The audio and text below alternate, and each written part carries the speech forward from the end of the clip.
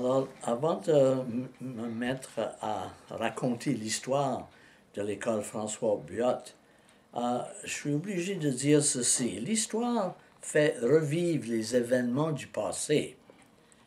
Et je dis, vive l'histoire, soyons-en fiers. Ceci, c'est un essai à raconter les effets de l'histoire de l'école François Buot. En septembre 2010, l'école française de Charlottetown, l'école François Buot, vive son 30e anniversaire d'existence. L'école vivra son 30e anniversaire d'existence le 3 septembre 2010. Voici quelques notes historiques à son sujet, préparées par moi-même, qui en a été le premier directeur. Le 11 mars 1980, première lecture faite à la législature provinciale à Province House, Charlottetown, d'un amendement à l'acte scolaire public de l'île du Prince-Édouard qui allait permettre l'établissement d'écoles ou de classes françaises dans la province. Afin de permettre l'établissement d'écoles ou des classes françaises à l'île du Prince-Édouard, il a fallu d'abord une volonté politique de la part des gouvernants provinciaux. Le parti politique au pouvoir en ce moment, à l'île du Prince-Édouard, était le gouvernement conservateur de l'honorable Angus J. MacLean.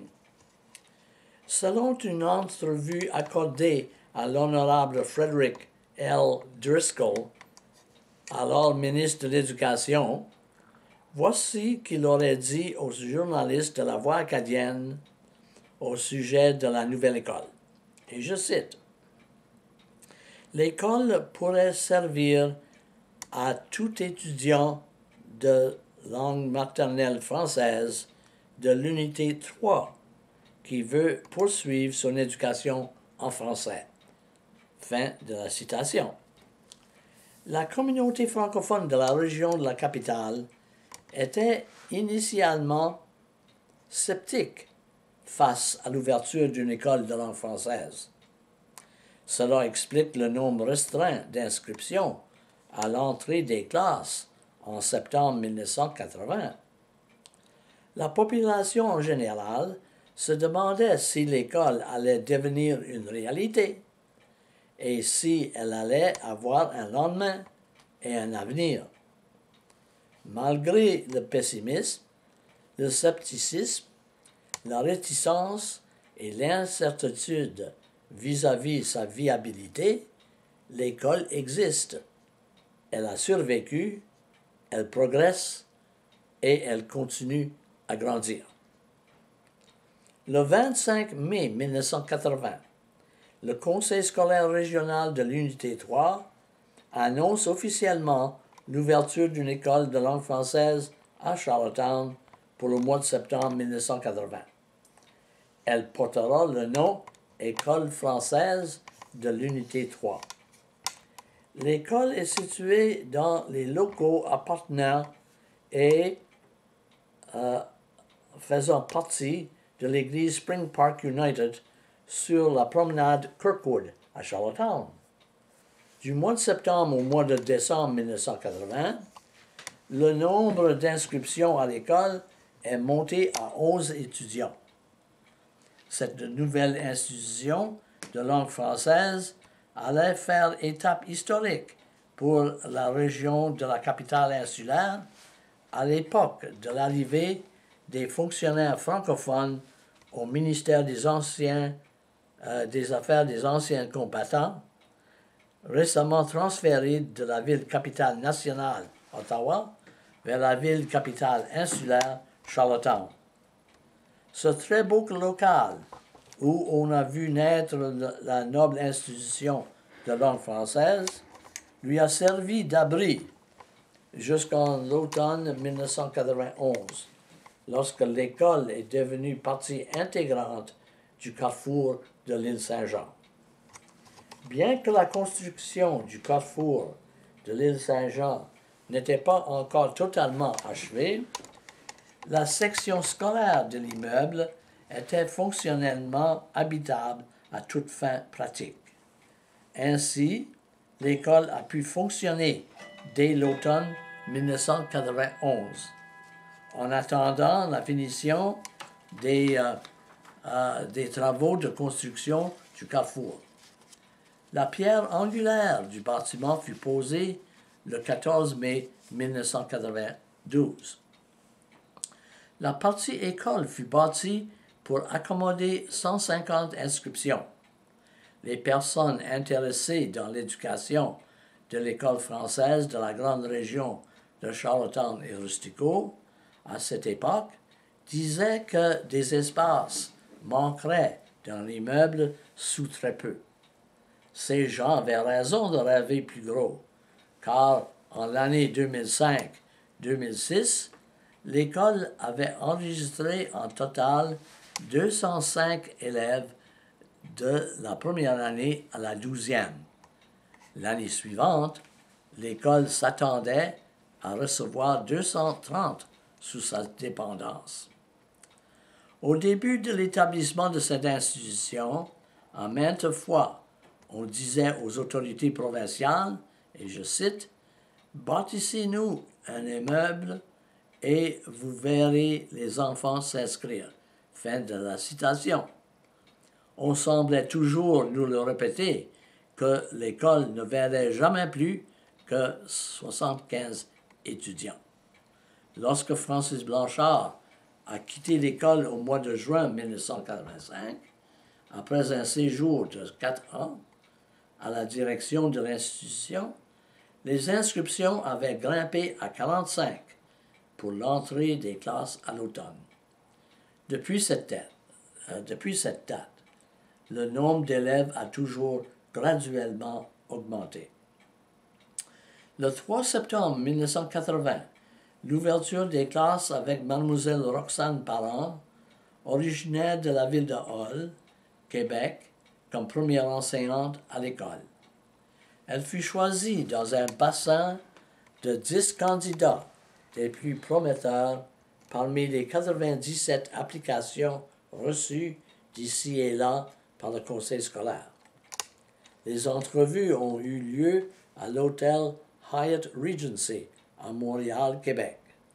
L'adjoint au surintendant, le docteur Gerald Hopkirk et moi-même sommes allés rencontrer les candidats et candidates. Sans aucune difficulté, nous nous sommes mis d'accord sur une des personnes, Mademoiselle Roxane Parent de Hull, Québec. Avec elle, l'école a connu un très bon début. C'est à elle qu'il faut donner tout le crédit. Elle est restée en poste pour 2 ans. En la première journée de la petite école, 4 enfants se sont présentés à l'école des 5 inscriptions enregistrées avant l'ouverture. Le père d'un des 5 élèves a informé l'école qu'il avait décidé de ne pas inscrire son enfant à l'école française à cause du petit nombre d'inscriptions. Et à la fin de la 2e semaine de septembre, une jeune fille de la 2e année s'est retirée de l'institution en raison du transfert de son père à l'extérieur de la province. Ainsi, à la fin du mois de septembre, il n'y avait que 3 élèves enregistrés dans la petite école embryonnaire. Mademoiselle Parent ne s'est pas découragée par la situation. Elle a toujours répété qu'il fallait y croire pour que le projet réussisse. Voici les noms des 5 premières inscriptions. Amélie Bernard, Suzanne Landry, Serge Cormier, Félix Forêt et Nancy Landry. En octobre 1980, les inscriptions sont montées à 11 élèves. Le mois de janvier 1981, une monitrice est embauchée par le conseil scolaire comme aide enseignante à Mademoiselle Roxane Parent. Mademoiselle Joanne Lavergne fut embauchée comme monitrice à partir du mois de janvier 1981. Au mois de novembre 1980, une soumission fut présentée au surintendant afin d'obtenir de l'aide pour le professeur titulaire. À ce moment-là, il n'y avait que 11 élèves, mais ils étaient répartis sur 5 niveaux.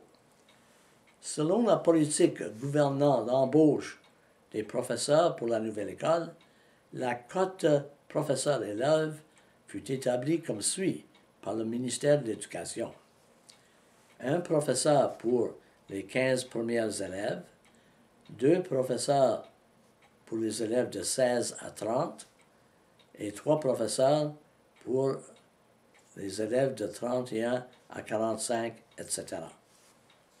Le mois de mars 1981, l'autorisation est accordée permettant l'embauche d'une deuxième personne comme enseignante à temps plein.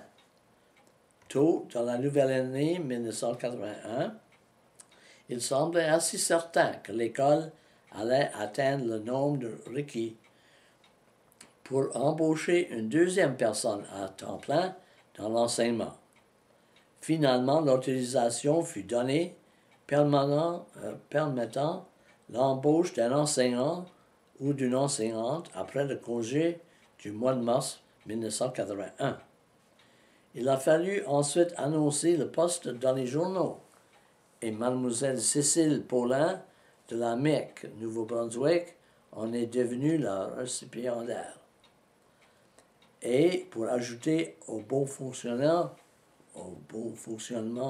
de la nouvelle institution, le conseil scolaire a cru bon d'y placer une secrétaire à temps plein.